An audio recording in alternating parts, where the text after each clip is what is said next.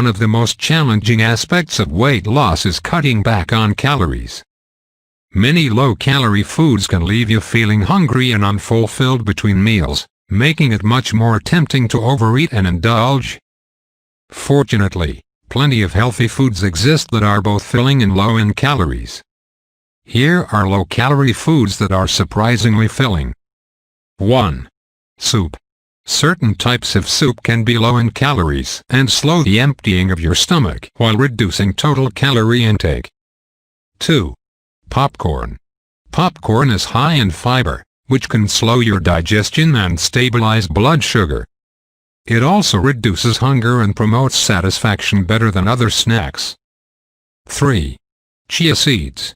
Chia seeds are loaded with soluble fiber, which can keep you feeling full throughout the day. 4. Cottage cheese. Cottage cheese is high in protein, which can decrease appetite and keep you feeling full. 5. Lean meat. Lean meats are high in protein, which can reduce calorie intake and hunger.